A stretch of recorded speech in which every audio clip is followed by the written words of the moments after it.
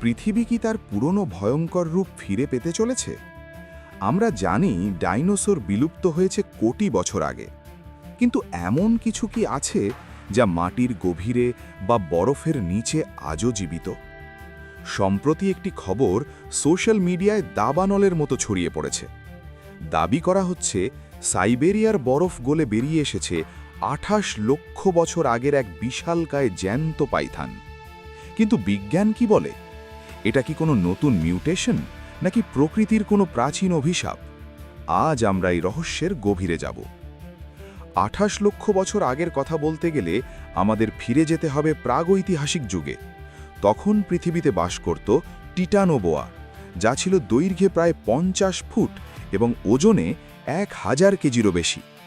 বর্তমানের পাইথন বড়জোর ২০ থেকে ২৫ ফুট লম্বা হয়, কিন্তু যদি ২৮ লক্ষ বছর আগের কোনো প্রজাতি ফিরে আসে, তবে তার আকার হবে একটা আস্ত বাসের সমান।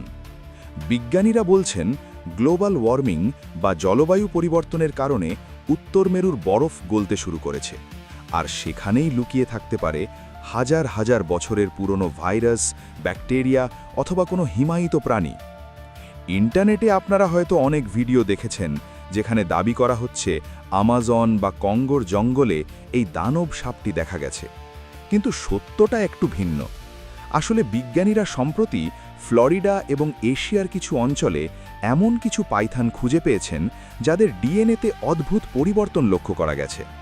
এরা সাধারণ সাপের চেয়ে অনেক দ্রুত বাড়ছে এবং অনেক বেশি আক্রমণাত্মক হয়ে উঠছে। তবে ২৮ লক্ষ বছর আগের কোনো সাপ জ্যান্ত ফিরে আসার বৈজ্ঞানিক প্রমাণ এখনও মেলেনি। বেশিরভাগ ক্ষেত্রেই এগুলো হাই কোয়ালিটি সিজিআই বা এডিট করা ভিডিও।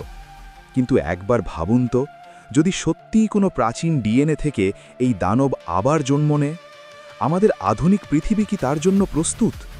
এই ধরনের কোনো শিকারী প্রাণী ফিরে এলে আমাদের খাদ্য শৃঙ্খল বা ইকোসিস্টেম পুরোপুরি ধ্বংস হয়ে যেতে পারে। মানুষ থেকে শুরু করে বনের পশু কেউই নিরাপদ থাকবে না।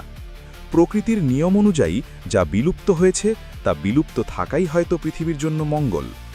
বিজ্ঞান প্রতিনিয়ত আমাদের অবাক করছে। হয়তো কোনো একদিন আমরা সত্যিই এমন কিছু আবিষ্কার করব যা ইতিহাস বদলে দেবে। আপনার কি মনে হয় ২৮ লক্ষ বছর পর পাইথনের ফিরে আসা কি সম্ভব, নাকি এটি কেবলই মানুষের কল্পনা? কমেন্ট করে আমাদের জানান।